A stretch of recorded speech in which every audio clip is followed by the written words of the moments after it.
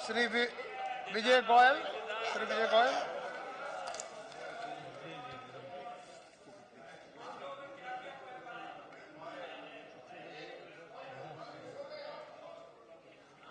उपसभापति जी, मैं आपका आभार व्यक्त करना चाहता हूं दिल्ली के बजट पर बोलने के लिए मौका देने के लिए। वित्त मंत्री जी ने दिल्ली का बजट रखा है, उनको बधाई देना चाहता हूं सबसे पहले इस बात के लिए कि दिल्ली के बजट में एक पैसे का भी नया टैक्स नहीं लगा है। वित्त मंत्री जी दिल्ली से संबंधित हैं, जानते हैं, पहचानते हैं, यहीं पढ़े लिखे, यहीं बड़े हुए हैं, दिल्ली की राजनीति को भी समझते हैं, जैसे नरेश जी कह रहे थे। और मैं भी यहीं पढ़ा लिखा और बड़ा हुआ हूं। मेरे पिताजी भी विधानसभा के अध्यक्ष रहे हैं, हालांकि मैं कभी विधानसभा चुनाव नहीं लड़ा, पर दिल्ली के अंदर हमने बहुत आंदोलन किए हैं। वित्त मंत्री जी ने अपने बजट के अंदर लगभग स्वास्थ्य, शिक्षा, आवास, यमुना, परिवहन, बिजली, पानी, सामाजिक सुरक्षा, सब चीजों का ध्यान रखा है। मैं केवल वित्त मंत्री जी की तारीफ करने के लिए नहीं खड़ा हूं, उनसे मांगने के लिए बहुत कुछ खड़ा हूं। दिल्ली का हाल देखिए आप लोग, हम सब लोग दिल्ली के अंदर रहते हैं, बरसों से रहते हैं, यहां से मेंबर ऑफ पार्लियामेंट है, बड़ी बड़ी हमारी कोठियां हैं, किंतु हम सब रहते हैं एनडीएमसी के क्षेत्र के अंदर जाके। दो दिल्ली है सभापति जी यहाँ पर, एक दिल्ली है एनडीएमसी एरिया और एक दिल्ली बाकी की है। आज दिल्ली की आबादी 2 करोड़ से लेकर 2.5 करोड़ हो गई है। 1439 वर्ग किलोमीटर में फैली हुई जो दिल्ली है, उसका 5वां हिस्सा ही केवल वैध है, बाकी सारी दिल्ली ऐसे के ऐसे बस गई है। 40 से 50 लाख लोग आज अनाधिकृत कॉलोनियों में रहते हैं, और इसमें उनकी गलती नहीं है अगर वो अनाधिकृत कॉलोनियों में रहते हैं। दिल्ली का जब विकास ही नहीं किया गया इतने सालों के अंदर, 50-60 के अंदर, हाउसिंग की प्रॉब्लम्स को हल ही नहीं किया गया। वो पैसे का मैं हिसाब बताता हूं आपको। जब 40 से 50 लाख लोग अनाधिकृत कॉलोनियों में रहते हैं जहां रहने की सुविधाएं नहीं है, उन्होंने इन कॉलोनियों के घरों को मजबूरी के अंदर बनाया क्योंकि सरकार ने उसकी व्यवस्था नहीं की थी। मैं इनको अनऑथराइज्ड कॉलोनीज नहीं, मैं इनको सेल्फ मेड कॉलोनीज कहता हूं। लोग खुद कॉलोनाइजर इसलिए बन गए कि उनके पास रहने के लिए जगह नहीं थी। और यह शुरुआत हुई 1982 में, जिस समय एशियाड गेम्स थे। उस समय बाहर से बहुत ज्यादा लेबर आई थी, वो लेबर को सिर्फ होल्डिंग जोन्स में रहना था, उसके बाद वापस जाना था। वो लेबर वापस नहीं गई और वहीं बस गई, और दिल्ली के अंदर धीरे धीरे करके झुग्गी झोपड़ियां बसी। उसके बाद हर साल 6 लाख लोग बाहर से आ जाते हैं, जिसमें सबसे ज्यादा लोग बिहार और उत्तर प्रदेश में। किसी को वहां पर अपना गांव छोड़ने की इच्छा नहीं आता जी, उसके सामने मजबूरी है रोजी रोटी की, और यहां पर आके उसको लगता है कि कोई उसको व्यापार और काम धंधा मिल जाएगा। तो वित्त मंत्री जी, सबसे पहले तो हमारा दिल्ली के ऊपर सबसे बड़ा बोझ ये है कि इन 6 लाख लोग यहां पर ना आए, इसकी व्यवस्था करनी है। और उसकी व्यवस्था तब होगी जब एनसीआर एरिया डेवलप होगा, उसकी व्यवस्था तब होगी जब दूसरे राज्यों के अंदर भी विकास होगा। मैं एक उदाहरण बताता हूं आपको। लाखों लोग, ये कितने ही लाख बच्चे दिल्ली के अंदर पढ़ने के लिए आते हैं। इसलिए पढ़ने आते हैं, उनको Shriram college, Stephen college, Hindu college, Kirorimal college और दिल्ली विश्वविद्यालय के अच्छे कॉलेजों में दाखिला लेना है। उनको अच्छे कॉलेजों में इसलिए दाखिला लेना है कि दूसरे राज्यों में, उत्तर प्रदेश हो, बिहार हो या राजस्थान हो, गुजरात हो, वहां पर अगर अच्छे कॉलेज नहीं होंगे तो जाहिर तौर पे आदमी अपना दिल्ली के अंदर, राजधानी के अंदर आता है। तो मैं समझता हूं कि अगर हम श्रीराम कॉलेज, स्टीफन, हिंदू, इन कॉलेजों की भी ब्रांचेस वहां खोलते हैं, फ्रेंचाइज देते हैं, और ये वहां पर कॉलेज खुल जाएं, तो मैं नहीं समझता सब लोगों को यहां पर आने के लिए जरूरत पड़ेगी। तो मैं ये सुझाव देना चाहता हूं, आज डीपीएस की आप शाखाएं देखिए, दिल्ली पब्लिक स्कूल की, अच्छा स्कूल माना जाता है, पूरे देश में उसने फ्रेंचाइज दिया, अपनी शाखाएं खोली, जो कुछ भी किया हो, पर उससे एक समस्या काफी बड़ी हल हुई है। ये मैं एक उदाहरण दे रहा हूं। मैं बता रहा था अनाधिकृत कॉलोनियों में 40 लाख लोग रहते हैं। कांग्रेस ने बहुत कोशिश की कि इनको नियमित कर देंगे, और नियमित करने के लिए इससे पहले इलेक्शन आ जाते थे। इलेक्शन आने से पहले झांसा देना जरूरी था जी, इसलिए 2008 के अंदर इन्होंने प्रोविजनल सर्टिफिकेट बांट दिए। प्रोविजनल सर्टिफिकेट का कोई प्रोविजन नहीं था, किंतु प्रोविजन ना होते हुए प्रोविजनल सर्टिफिकेट बांट दिए गए, और वो भी बंटवा दिए गए सोनिया जी के हाथों से। उनका नाम और खराब कर दिया इन लोगों ने जी। मैं लोगों को समझाता रहा, रामलीला मैदान में हमने रैली की कि ये लॉलीपॉप है, चूस मत जाना, सब लॉलीपॉप चूस गए, और फिर कांग्रेस की सरकार उसके अंदर आ गई थी अनाधिकृत कॉलोनियों की, और आज तक कॉलोनियां नियमित नहीं हुई है। मैं बधाई देना चाहता हूं वित्त मंत्री जी की, और आप भी बधाई दे सकते हैं कि उन्होंने कहा है कि हमारी सरकार आई है तो कॉलोनियों को नियमित हम लोग करके दिखाएंगे जाके। आसान नहीं है कॉलोनियों को नियमित करना, आसान नहीं है। जाके लोगों ने कुतुब मीनार की तरह कॉलोनियों के अंदर निर्माण कर दिए हैं। जगह ही नहीं है वहां पर स्कूलों के व्यवस्था बनने की, जगह ही नहीं है कम्युनिटी सेंटर बनने की, जगह ही नहीं है सड़कों की, जगह ही नहीं है उसके लिए। आप लोगों को पता नहीं मालूम है कि नहीं, अनाधिकृत एक भी अनाधिकृत कॉलोनी के अंदर पाइपलाइंस नहीं है, जाके पाइपलाइन नहीं है। अनाधिकृत कॉलोनियों में टैंकरों से व्यवस्था की जाती है, और जिस दिन कॉलोनियों को रेगुलराइज कर दिया गया उस दिन आपको वहां पर रेगुलर पानी देने की व्यवस्था करनी पड़ेगी, जितने पानी का आपके पास इंतजाम नहीं होगा। ये दिल्ली है। 30 लाख लोग, ये तो अनाधिकृत कॉलोनियों की आपकी मैं बात बता रहा हूं, इसलिए मैं वित्त मंत्री से कहूंगा उसके नियमीकरण के लिए आपको एक अच्छी कमेटी बनानी पड़ेगी, तब ये कॉलोनियां नियमित हो सकती हैं। और अभी से उसका काम चालू करेंगे तो भी आप समझिए कि साल 2 साल उसके अंदर लग जाएंगे। झुग्गी झोपड़ी के अंदर 30 लाख लोग रहते हैं, स्लम के अंदर 10 लाख लोग रहते हैं, पुनर्वास कॉलोनियों के अंदर 15 लाख लोग रहते हैं। 2.5 करोड़ की आबादी में से दिल्ली के अंदर आधी से ज्यादा पॉपुलेशन नरकीय जीवन बिता रही है, जहां पर पानी नहीं है। टैंकरों से आधी दिल्ली के अंदर टैंकरों से पानी जाता है, आपको मालूम होगा, और टैंकरों के ऊपर माफिया राज आ गया है। वो आपको टैंकर से पानी लेने नहीं देंगे जब तक आप उनसे पानी नहीं लेंगे।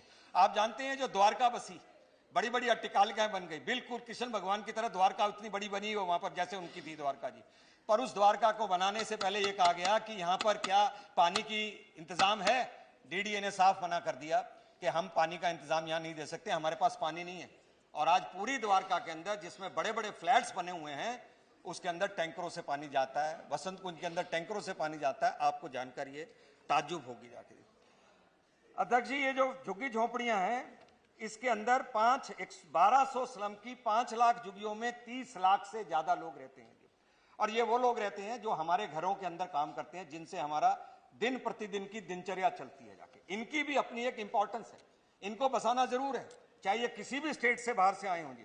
यहाँ सुविधाएं नहीं है, शौचालय नहीं है। आप मॉडल टाउन जैसे इलाकों में चले जाओगे तो आपको सड़कों के ऊपर बच्चे बैठे दिखाई देंगे जी, सड़कों पर, वो भी जीटी रोड जैसी सड़कों के ऊपर शौच करते हुए दिखाई देंगे। दिल्ली के अंदर शौचालयों की व्यवस्था नहीं है, और दूसरी तरफ शौचालय की व्यवस्था ऐसी है कि एक एमपी अपना एमपी लैंड लेता है, कहते सड़क पे शौचालय बना दे। एक विधायक के पास फंड होता है, वो कहता है 10 गज के ऊपर तू मेरा बना दे। एक कॉर्पोरेशन के फंड होता है, वो फिर 15 गज के ऊपर कहता है शौचालय बना दे। ऐसे सड़कों के ऊपर शौचालय बन रहे हैं जी। पहले दिल्ली के अंदर चौकों के ऊपर फाउंटेन लगा करते थे जी। अब लोग अपने यहाँ शौचालय खड़े नहीं करने देते, तो चौकों के ऊपर अब टॉयलेट्स बनने लग गए हैं। पहले फव्वारे छूटते थे, और अब क्या होता है आप इसका अंदाजा लगा सकते हैं जी।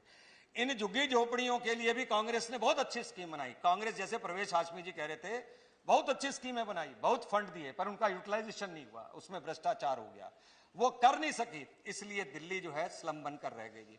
एक स्कीम निकाली गई, राजीव रतन आवास योजना की।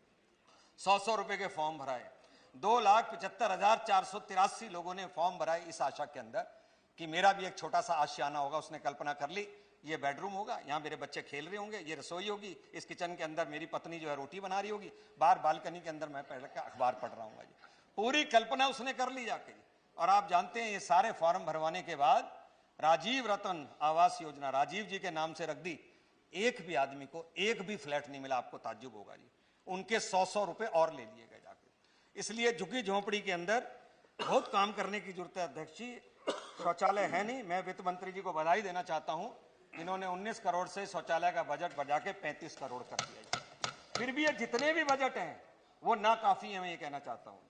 फिर भी उन्होंने सब चीजों का ध्यान रखा है, इसके लिए मैं बधाई देना चाहता हूं। और हाशमी जी, ये बजट अभी शुरुआत है। जैसे जैसे प्रोजेक्ट आगे बढ़ेंगे, जैसे उन्होंने कहा जी 20 स्कूल के लिए दिया, जैसे जैसे आगे प्रोजेक्ट बढ़ेंगे मैं समझता हूं स्कूलों की संख्या अभी 500 तक जानी है जाके। शिक्षा के ऊपर मैं अभी आऊंगा, अभी मैं झुग्गी झोंपड़ी के ऊपर हूं। मैं अध्यक्ष जी बताना चाहता हूं आपको, सभापति जी, बिजली का हालत देखिए आप जाके। 2002 के अंदर बिजली का प्राइवेटाइजेशन हुआ था जी, और जिस समय उस प्राइवेटाइजेशन हुआ था बिना एसेट्स की वैल्यूएशन किए हुए उठाया और बिजली कंपनियों को सारी एसेट्स वगैरह दे दी गई थी। और उस समय कांग्रेस के एक एमएलए वत्स साहब चेयरमैन होते थे, उन्होंने पब्लिक अकाउंट्स कमेटी के अंदर बकायदा अपनी रिपोर्ट दी कि भाई इन संपत्तियों का आकलन तो कर लो जो आप बिजली कंपनियों को सौंपने जा रहे हैं, पर उसका आकलन नहीं किया गया जी। आज भी लाखों करोड़ों रुपए की संपत्तियां उनके पास हैं। और बिजली कंपनियों के सामने कोई सुनवाई नहीं है। जिस डीआरसी की आप बात करते हैं उस डीआरसी में रिटायर्ड लोग बैठे हैं जिनको बिजली की नॉलेज नहीं है जी, और वो डीआरसी इंडिपेंडेंट नहीं चलती रही, अभी गवर्नमेंट के हिसाब से चलती रही। कब बिजली के दाम बढ़ाने हैं और कब करने हैं। बिजली के दाम जितने बड़े हैं उतने बढ़ लेनी चाहिए। मैं वित्त मंत्री जी को बधाई दे रहा हूं कि उन्होंने सब्सिडी दी, और सब्सिडी भी उतनी दी जितनी हमने घोषणा की थी कि हम बिजली के दामों में 30% की कमी करेंगे जी। पर मैं ये नहीं कह रहा हम सब्सिडी नहीं लेना चाहते हम, क्योंकि सब्सिडी से बिजली कंपनियों को फायदा होता है। फायदा इसलिए होता है, अगर वो बिजली देती हैं तो बिल आता है बाद में, उनको पैसे बाद में मिलते हैं। पर अगर गवर्नमेंट सब्सिडी देती है तो सब्सिडी का पैसा उनको एडवांस में मिल जाता है, तो उनको तो बहुत बड़ा इंटरेस्ट का और बहुत बड़ा एक पूंजी उनको मिल जाती है। हम चाहते हैं बिजली के दाम कम होने चाहिए, और ये बिजली के दाम कम हो सकते हैं जब और ज्यादा प्लेयर्स आएंगे। अभी तो दो हैं सिर्फ, एक बीएससी है, एक एनडीपीएल टाटा है, और दूसरा रिलायंस है। पर अगर आप 4 और प्लेयर ले आए यहाँ पर और उनके बीच में कंपटीशन हो, अभी आधी दिल्ली एनडीपीएल ने ले ली है, आधी दिल्ली बीएससीएस ने ले लिया, तुम उधर लूटो हम इधर लूटते हैं, लूटने का क्रम जारी है। और अगर इनके अंदर का मोनोपोली छोड़कर इनके अंदर अगर कंपटीशन हो जाए तो उसके लिए आप ये मत समझिए कि डबल वायरिंग सारी दिल्ली में करनी पड़ेगी जी। वायरिंग सेम रहेगी, सिर्फ मीटर चेंज हो जाएगा वहां पर। तो मैं समझता हूं कि अगर ओपन कंपटीशन कर दिया जाए और मोनोपोली तोड़ दी जाए और ये जो सीएजी की रिपोर्ट सामने आ जाए तो सबसे बड़ा होगा, ये तो सबसे बड़ा काम होगा। तो बिजली कंपनियों के भी चेक रखने का काम वित्त मंत्री जी ने करना है जाके। बिजली तो फिर भी मिल जाती है, पानी की अगर आप हालत देखें तो पानी किसी कीमत पर भी मिल नहीं सकता है। हमको अभी 1140 एमजीडी पानी की जरूरत है और हमको मिलता है 850 एमजीडी। सभापति जी 850 एमजीडी भी पानी कम नहीं है, दिल्ली की पूर्ति हो सकती है, मैं बताना चाहता हूं जी। असल में पानी की शॉर्टेज नहीं है, असल में तो जो पानी है उसका डिस्ट्रीब्यूशन ठीक नहीं है। जहां पर इन्होंने जल संयंत्र लगा रखे हैं वहां पर पानी ज्यादा है, और जहां पर पानी चाहिए वहां पाइपलाइंस नहीं है, तो डिस्ट्रीब्यूशन ठीक नहीं है। पानी की लीकेज है, पानी की बर्बादी बहुत ज्यादा हो रही है, और सबसे बड़ा है पानी को मैनेज नहीं किया जा रहा है।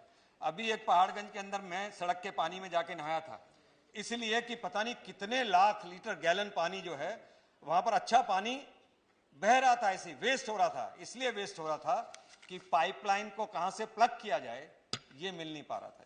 इसलिए मैं वित्त मंत्री जी को कहना चाहता हूं कि उन्होंने पानी के डिस्ट्रीब्यूशन के लिए एक अलग बजट दिया है, तो पानी की समस्या हल हो सकती है। और जैसा मैंने आपको बताया कि पानी के अंदर चोरी और लीकेज बहुत ज्यादा है, और अगर इसी पानी को थाम लिया जाए तो ठीक हो सकता है। और दूसरी समस्या हरियाणा की, हरियाणा ने कहा हम हरियाणा से लेकर दिल्ली तक मुनक नहर बनाएंगे, और मुनक नहर के अंदर जो सारा पैसा है वो दिल्ली देगी। तो दिल्ली ने 540 करोड़ रुपए मुनक नहर के दे दिए, नहर बनके तैयार हो गई पक्की नहर। उस पक्की नहर से पानी आने का सिर्फ इतना फायदा था कि कच्ची नहर से अगर पानी आता तो 40 एमजीडी पानी जो है वेस्ट हो जाता, पक्की नहर से आने से वो वेस्ट नहीं होगा। तो अब वो पक्की नहर बन गई मुनक नहर, पर हुड्डा साहब पानी छोड़ने को तैयार नहीं है, और उन्होंने साफ कहा कि मैं पानी नहीं छोड़ूंगा। और अब उनके अक्टूबर में चुनाव हो जाएंगे, वो छोड़ते होंगे तो वो पानी को नहीं छोड़ेंगे। तो मुझे ये कहना है कि पैसा हमारा हुआ, दिल्ली प्यासी मर रही है और आप मुनक नहर से पानी नहीं छोड़ रहे, उसके लिए दिल्ली वालों को संघर्ष करना पड़ेगा। वित्त मंत्री जी को उस तरफ ध्यान देगा। इस सारी दिल्ली की समस्या की जड़ सिर्फ एक है, वो जड़ है मल्टीप्लिसिटी ऑफ अथॉरिटीज। मुझे आज नहीं मालूम है ये सड़क डीडीए में आती है, पीडब्ल्यूडी में आती है, सीपीडब्ल्यूडी में आती है, कॉर्पोरेशन में आती है, दिल्ली गवर्नमेंट में आती है, या कौन से विभाग में आती है। इसलिए आज आम जनता को उसका कुछ नहीं पता। मल्टीप्लिसिटी ऑफ अथॉरिटीज को खत्म करना बहुत आवश्यक है। इसलिए आप बजट आपने 3000 करोड़ अतिरिक्त दिया है केंद्र से, 3227 करोड़ शायद अतिरिक्त दिया है। मैं कहता हूं आप 3227 करोड़ अतिरिक्त नहीं दो, किंतु दिल्ली को अगर आप पूर्ण राज्य का दर्जा दे दोगे तो वित्त मंत्री जी दिल्ली की समस्या काफी हल हो सकती है। और जब तक पूर्ण राज्य का दर्जा मिले तब तक मल्टीप्लिसिटी ऑफ अथॉरिटीज को खत्म करना बड़ा जरूरी है। और मैं इस बात की मांग करना चाहता हूं, डीडीए जो है वो दिल्ली सरकार के अंतर्गत आनी चाहिए, और दिल्ली पुलिस भी जहां तक ट्रैफिक है वो भी दिल्ली सरकार के अंतर्गत आ सकती है, जहां तक लॉ एंड ऑर्डर है वो भी आ सकती है, सिक्योरिटी जो है वो केंद्र रख सकती है। जिस समय एनडीए की सरकार थी उसमें हम पूर्ण राज्य के दर्जे के काफी नजदीक पहुंच गए थे। उस समय एक फॉर्मूला निकला था कि एनडीएमसी का जो एरिया है प्लस जितने घाट हैं, राजघाट, विजय घाट, शांतिवन और प्लस लाल किला, इस सब को रख लिया जाए केंद्र के पास, और जो बाकी का क्षेत्र है उसके अंदर स्टेटहुड दे दी जाए, पूर्ण राज्य का दर्जा दे दिया जाए। मैं समझता हूं उस समय दिल्ली के अंदर कांग्रेस की सरकार थी, उन्होंने कुछ अपोज किया, इसके कारण हम उसको नहीं कर पाए। अध्यक्ष जी, मैं आपको एजुकेशन के बारे में बताना चाहता हूं। दिल्ली के अंदर लाखों बच्चे सरकारी स्कूलों में पढ़ रहे हैं और पब्लिक स्कूलों में पढ़ रहे हैं। दोनों में फर्क देखिए क्या है। पब्लिक स्कूल के बाद सरकारी स्कूलों का जब रिजल्ट आता है तो आपको अखबारों में दिखता होगा सरकारी स्कूल का रिजल्ट 98%। बच्चे को 5वीं क्लास के बच्चे को बुलाओ, अपना नाम लिखियो, उसको नाम नहीं लिखना आता अपना जाके। वो माँ आती है बच्चे को लेके, मास्टर इसको नाम तो लिखने आता नहीं और तूने इसको छठी में पास कर दिया है। क्यों? ये राइट टू एजुकेशन है जिसके अंदर बिना एग्जाम लिए बच्चों को पढ़ा के उत्तीर्ण किया जा रहा है जी। तो आज एक बच्चे ने एक दिन भी स्कूल नहीं गया, उसके बाद सीधा उसने परीक्षा पत्र उठाया और परीक्षा पत्र पे लिख दिया हिम्मत है तो फेल करके दिखाओ, हिम्मत है तो फेल करके दिखाओ। आप बताओ बच्चा पास हुआ या फेल? बच्चा पास हो गया जाके, क्योंकि नियम ये कहता है कि आप उसको फेल नहीं कर सकते जी। आज मेरे पास रिकॉर्ड है इस बात का कि 10वीं तक में भी 9वीं से 10वीं में जिन बच्चों को उत्तीर्ण किया जा रहा है उनको जबरदस्ती उत्तीर्ण किया जा रहा है, सिर्फ इसलिए कि सरकारी स्कूलों के रिजल्ट्स को बेहतर करने के लिए उनको उत्तीर्ण किया जा रहा है। नहीं तो आज सरकारी स्कूलों में सिर्फ गरीब का बच्चा पढ़ता है, जिसके पास भी 2 पैसे हैं उसने जिस स्कूल के बोर्ड पर पब्लिक स्कूल लिखा है उसमें अपने बच्चे को दाखिल करा दिया है। इसलिए गरीब माँ बाप के साथ ये बहुत बड़ा धोखा हो रहा है कि उसको ये मालूम नहीं है कि उसके बच्चे की पढ़ाई ठीक से नहीं हो रही है और कल उसके बच्चे को नौकरी के लिए जब बुलाया जाएगा तो कोई उसको नौकरी देने के लिए तैयार नहीं होगा। पिछली सरकारों ने 15 वर्ष में कोई स्कूल नहीं खोले, 80 स्कूल बंद जरूर कर दिए क्योंकि लोगों ने अपने बच्चों को उन स्कूलों से निकाल लिया है। अभी दिल्ली के स्कूलों के अंदर 15,000 पद टीचरों के खाली हैं, प्रिंसिपल के पद 230 खाली हैं और एक एक क्लास में 100 बच्चा है। एक क्लास में 100 बच्चे हैं, बैठने की जगह नहीं है। इसलिए कुछ बच्चे सोमवार को पढ़ते हैं और कुछ बच्चे मंगलवार को पढ़ते हैं। मैं इसमें अतिशोक्ति का इस्तेमाल नहीं कर रहा हूं, किंतु मैं बधाई देना चाहता हूं वित्त मंत्री जी को जिन्होंने कॉलेज खोलने की बात की है और नए स्कूल खोलने की बात की है। आप दिल्ली यूनिवर्सिटी का हाल देखिए। दिल्ली यूनिवर्सिटी के श्रीराम कॉलेज ऑफ कॉमर्स में मेरा बेटा पढ़ता था। दिवाली के बाद वो स्कूल नहीं जा रहा था, तो मैंने उसको पूछा भाई कॉलेज क्यों नहीं जा रहे तुम, दिवाली तो खत्म हो गई। उसने कहा जी अभी क्लासें नहीं लग रही। तो मैंने कहा क्लास क्यों नहीं लग रही? कह रहे दिवाली की छुट्टी है। मैंने कहा दिवाली की छुट्टी तो खत्म हो गई। कहने लगे जी बच्चे नहीं आ रहे। मैंने कहा बच्चे क्यों नहीं आ रहे? तो उसने कहा जी मेरे स्कूल, मेरे कॉलेज, मेरे क्लास के अंदर आधे से ज्यादा बच्चे जो हैं वो दिल्ली से बाहर के हैं जी, इसलिए अब तक लौटे नहीं है।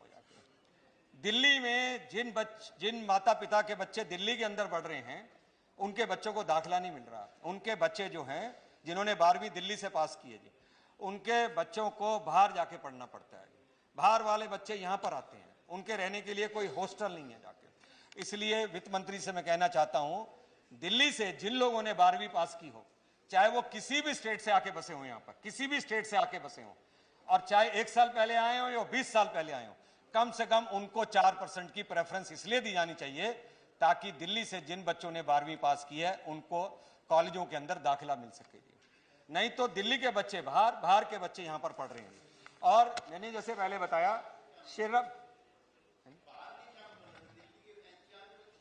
नहीं, बाहर का मेरा मतलब है एक तो जो यहां रहते हैं उनके बच्चों को तो दाखिला नहीं मिल रहा, चाहे वो बिहार से हो, यूपी हो, कहीं से भी हो। मैं उसमें डिस्क्रिमिनेट नहीं कर रहा। सभापति जी, 90% लेने के बाद बच्चों को दाखिला नहीं मिल रहे क्योंकि 15 साल में जो सरकार यहां कांग्रेस की चल रही थी उसने एक भी नया कॉलेज नहीं खोला। यूनिवर्सिटी की तो बात छोड़ दी, एक नया कॉलेज नहीं छोड़ा। और आज दिल्ली के अंदर बहुत सारे कॉलेज खोलने की जरूरत है। इसके साथ जो मॉर्निंग कॉलेज हैं उनको इवनिंग बनाने की जरूरत है और जो बच्चे बाहर से आ रहे हैं उनके लिए हॉस्टल की व्यवस्था करने की बहुत जरूरत है, नहीं तो छोटे छोटे दबड़ों के अंदर ये लोग रह रहे हैं। सभापति जी, मैं ये कहना चाहता हूं, हॉस्पिटल्स का हाल देखिए। जितने सरकारी हॉस्पिटल हैं, सब सरकारी हॉस्पिटलों में जितने भी पेशेंट हैं वो सब बाहर पड़े हुए हैं, उसके अंदर पड़े हुए हैं जाके। मैं सरकारी अस्पतालों के डॉक्टरों को बधाई देना चाहता हूं इस बात के लिए कि वो प्राइवेट हॉस्पिटलों की बड़ी बड़ी तनख्वाहों को छोड़कर और सरकारी अस्पताल के अंदर काम करने के लिए अब तक काम कर रहे हैं वो जाकर। उनकी ओपीडीज में देखिए कितने लोग आते हैं। और इन अस्पतालों के अंदर दवाई नहीं है, दवाइयां हैं तो नकली हैं। हमारे पास 1000 लोगों पर 9 बिस्तर होने चाहिए, किंतु हमारे पास केवल 2.5 बिस्तर हैं जाके। 10,000 लोगों के लिए केवल 2 सरकारी डॉक्टर हैं। आप अभी देखिए त्रिलोकपुरी का एक बच्चे को जब एक स्कूटर वाले ने एक्सीडेंट मारा, रिक्शा वाले ने, तो उसका बच्चा जो है उसके हाथ से जाकर उबलती हुई कढ़ाई के अंदर पड़ गया जाके। उसके बाद उसको लाल बहादुर शास्त्री अस्पताल में मयूर विहार में ले गए, तो वहां पे बर्निंग का इलाज करने के लिए कोई प्रोविजन नहीं था, जबकि बर्निंग का इलाज करने के लिए हर अस्पताल के अंदर प्रोविजन होता है। और उसके बाद 15 किलोमीटर दूर उसको सफदरजंग हॉस्पिटल में ले गए, तब तक उसकी मृत्यु हो चुकी थी। तो सरकारी अस्पतालों में भी अभी बहुत काम करने की जरूरत है। दिल्ली क्या है, अब दिल्ली प्राइवेटाइज हो रही है। प्राइवेट स्कूल्स आ गए। क्यों? सरकारी स्कूल अच्छे नहीं चले पिछले 30-40 साल के अंदर। प्राइवेट हॉस्पिटल आ गए हैं क्योंकि सरकारी अस्पतालों ने ठीक तरह से काम नहीं किया, उनके अंदर सुविधाएं नहीं रही थी। इसी तरीके से बिजली का प्राइवेट निजीकरण कर दिया गया क्योंकि सरकारें बिजली ठीक तरह से दी नहीं जा रही थी। कल पानी को प्राइवेटाइज करने की लगातार पिछले दिनों कांग्रेस की सरकारें बात करती रही हैं। सभापति जी, मैं ये कहना चाहता हूं आपको, यमुना बहुत मैली है। इतनी मैली है कि पूरी जो यमुना की लंबाई है 7 राज्यों में बहने वाली, उसका सिर्फ 2% यमुना दिल्ली के अंदर है। पर जो पूरी यमुना का जो प्रदूषण है वो 80% दिल्ली से हो रहा है। 19 नाले जो हैं वो यमुना के अंदर गिर रहे हैं, 19 नाले इसके अंदर गिर रहे हैं, और 45% आबादी का कचरा बिना ट्रीटमेंट के यमुना में गिर रहा है। ये मेरी सरकारों की बात नहीं है, मेरी सरकार तो अभी 2 महीने से आई है जी। और मैं आपको ये बता सकता हूं कि नरेंद्र मोदी जी का जो विजन है, जो उनका सपना है, और जिस तरह से उन्होंने गुजरात के अंदर विकास किया है, मैं आपको यह विश्वास दिला सकता हूं कि अगर इसी तरीके से जो इन्होंने बजट प्रस्तुत किया है और मोदी जी ने जो विकास का हमें लक्ष्य दिया है, दिल्ली के अंदर ये सब चीजें जो हैं, जो मैं बता रहा हूं आज ठीक नहीं है, उसको ठीक करके नई सरकार दिखाएगी। इस बात का मैं आपको विश्वास दिला सकता हूं। बहुत धन्यवाद। वित्त मंत्री जी ने एक और बहुत अच्छा काम किया है, मैं बस 2-4 मिनट में खत्म कर दूंगा। वित्त मंत्री जी ने एक और अच्छा काम किया है। सीनियर सिटीजन्स की 2012 से जो पेंशन बंद थी उसको 3.90 लाख से बढ़ाकर 4.5 लाख कर दिया। दिल्ली के 70% दूध की सप्लाई में मिलावट, सड़कों पर खुले में सोने वालों की संख्या 5 लाख से अधिक। भ्रष्टाचार की मैं बात नहीं कर रहा, पॉलिटिकलाइज हो जाएगी बात को। दिल्ली सरकार की हेल्पलाइन पर 181 पर महिलाओं के साथ अपराधों में 3 लाख शिकायतें दर्ज हुई थी। हर 36 मिनट में गाड़ी चोरी होती है। 2013 में 13,216 गाड़ियां चोरी हो गई। प्रतिदिन 20 बच्चे गायब हो जाते हैं। इसलिए वित्त मंत्री जी, आपके पास बहुत बड़ा बोझ आने वाला है जाके। ये दिल्ली वो दिल्ली नहीं है जिसको हम सोचा करते हैं एनडीएमसी के एरिया में करने। ये दिल्ली वो दिल्ली है जिसके लिए सब एमपीओ को कम से कम अपनी एमपी लेड फंड से 2-2 करोड़ रुपए जरूर दिया जाना चाहिए। मैं समझता हूं ताली बजा के आप समर्थन करेंगे। मैंने बजा दिया है, पूरा करिए। सर, लास्ट में सिर्फ इतना कहना चाहता हूं, दिल्ली के अंदर जो हेरिटेज है, दिल्ली में जो हेरिटेज है, उसके तरफ ध्यान देने की जरूरत है। मैं चांदनी चौक से एमपी रहा हूं। लाल किला, जामा मस्जिद, कुतुब मीनार, पार्लियामेंट, राष्ट्रपति भवन, बहुत कुछ यहां पर है। दिल्ली को हम चाहें तो वर्ल्ड हेरिटेज सिटी का दर्जा दिला सकते हैं, किंतु उससे पहले बहुत काम करने बाकी है। इसी तरीके से गांव देहात के अंदर सरकार ने कहा था, पिछली सरकार ने, कांग्रेस की, कि लाल डोरे को वो बढ़ाएंगे। पानी की बहुत बड़ी समस्या गांवों के अंदर है। गांवों के अंदर जो जमीन ले ली गई उसके बदले में प्लॉट नहीं दिए गए हैं। अंत में मैं इतना कहना चाहता हूं कि दिल्ली देश की राजधानी है, इसको वर्ल्ड हेरिटेज सिटी बनाना है और दिल्ली के अंदर डेवलपमेंट करना है। और जिस तरह से वित्त मंत्री जी ने बजट रखा है, मैं समझता हूं इससे और ज्यादा प्रोविजन वो आने वाले सालों के अंदर करेंगे और दिल्ली के अंदर एक नया विकास होगा। बहुत बहुत धन्यवाद। धन्यवाद।